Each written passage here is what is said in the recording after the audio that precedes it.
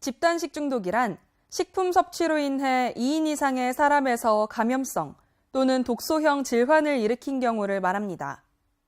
혹시 식중독에 대한 이야기가 멀게만 느껴지시나요? 이는 놀랍게도 지난 학기 우리 학교에서 발생한 일입니다. 지난 5월 명재인의 밤 행사에서 제공된 음식에서 식중독의 원인균이 발견됐는데요. 2학기가 된 지금 식중독 사태는 어떻게 진행되고 있는지 장주연 기자가 취재했습니다. 지난 5월 16일 우리 대학 기숙사 명재관에서 명재인의 밤 행사를 주최했습니다.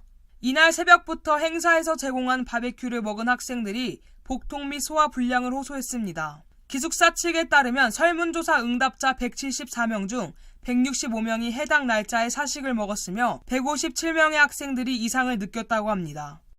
사건 발생 후 이틀인 17일, 18일 용산구 보건소에서는 기숙사 사생들을 대상으로 검체 및 역학조사를 진행했습니다.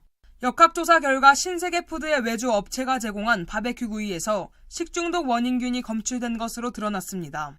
또한 7월 20일 학교 측은 역학조사의 약식 결과와 함께 7월 말 이후 신세계푸드에 상응하는 조치를 취한다는 공문을 게시했습니다. 그러나 한 달이 지난 8월 23일에 정식 역학조사 결과를 통지했습니다. 숙명여대 기숙사생 74명에게 설문조사를 실시했습니다. 설문조사 결과 식중독 원인을 알고 있는 학생은 86%인 64명이었습니다. 또한 전체 응답자의 87%가 업체의 대처에 만족하지 않는다고 답했습니다. 명재인에 가는 행사 다음 날부터 일단 계속 배가 아파서 정말 화장실에 오래 앉아있는 시간이 너무 많았고, 또 다음 날 강의 시간에도 이제 배가 갑자기 아프면 화장실을 나가야 해서 강의를 못 듣는 상황도 종종 있었어요. 전 이번에 이제 병원을 아픈데도 갔다 오지 못한 학생들은 일단 보상을 못 받았고, 병원을 갔다 온 학생들도 서류가 준비가 안 돼 있으면 보상을 못 받았거든요. 그런 점에 있어서 좀 확실하게 대응해줬으면 좋겠고. 우리 대학은 식중독 사태와 관련해 미온적인 반응을 보여왔습니다. 역학조사 결과 발표는 당초 예정했던 것에 비해 한 달이나 지연됐으며 학생들은 한 학기가 지나도록 정확한 진행 상황을 공지받지 못했습니다. 사건 이후 3개월여 동안 피해 학생에 대한 보상은 증빙자료를 제출한 68명에게 치료비 일부를 지급한 것이 전부였습니다. 8월 마지막 주에 증빙자료를 제출한 학생들에 한해 약 20만 원의 피해 보상을 지불했습니다. 또한 학교 측은 기숙사에서 실시한 설문조사 결과 및 자세한 보상 내역을 학생들에게 알리지 않았습니다. 현재 많은 학생들은 식중독 사태에 대한 보상과 학교 측의 대응에 많은 의문을 갖고 있습니다. 신세계푸드는 외주 업체의 책임을 전가하며 용산구 보건소의 행정처분 내용만을 게시했습니다. 학교 측에서는 업체 측의 약속만을 믿고 이번 학기에도 계속 명재관 식당에서 신세계푸드의 음식을 제공하고 있습니다. 교내에서 제공된 음식으로 식중독이 발생한 것은 우리 학교만의 문제가 아니었습니다. 아주대학교에서도 지난 6월 7일, 8일 교내 학생 식당에서 제공된 막국수와 냉면 등을 먹은 학생들이 식중독 증세를 보였습니다. 사태가 확산되자 아주대학교 측은 13일부터 학생 식당의 모든 음식 판매 및 영업을 금지하고 14일 관할보건소에 이를 신고해 역학조사를 의뢰했습니다. 이후 업체와 협의해 피해 학생들이 완치될 때까지 든 비용과 별도의 보상금을 제공했습니다.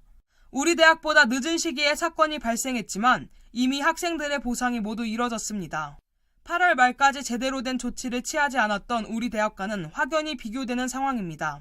그 다음 날부터 학교에 있는 모든 거의 대부분 인력이 이 문제 해결을 위해서 다 열심히 해주셨어요. 그래서 뭐 학교 입장에서는 업체에 대한 불만은 충분히 생길 수 있지만 학교의 대응은 그렇게 나쁘지 않았다고 생각을 하시는 것 같아요. 이런 문제가 일어난 것이 이번이 처음이고 이런 문제는 일어나서는 안 되지만 그 업체 사장님의 대응이라던가 그때 이후에 그 조치들 그리고 그런 것들을 봤을 때 저 개인적으로는 아직 이 업체를 신뢰할 수 있겠구나라는 생각을 하고 있어요.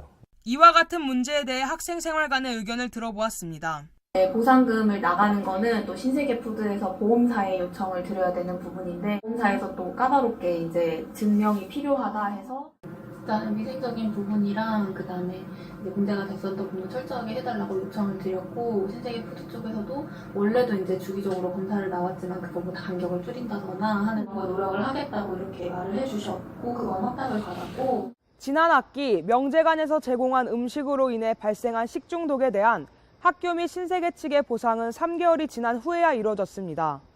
또한 학교 측은 왜 이에 대한 대응이 느리게 진행되고 있는지 제대로 공지하지 않았습니다. 이번 사태는 학생들의 건강과 직결된 일인 만큼 좀 더 강경한 태도로 마땅한 조치를 취해야 할 것입니다. SBS 장주현 기자였습니다. 기숙사는 타지에서 올라온 학생들에게 제2의 집이나 다름없는 곳입니다. 교내에서 제공한 음식들로 인해 식중독이 발생하고 이러한 상황을 학교 측에서 방관하는 것은 학교에 대한 학생들의 기대를 저버리는 것입니다. 사생들에게 기숙사가 의미하는 바가 큰 만큼 학교는 기숙사생들에게 보다 나은 처우를 제공해야 할 것입니다. 이상으로 SBS 리포트를 마칩니다. 숙명인 여러분, 안녕히 계십시오.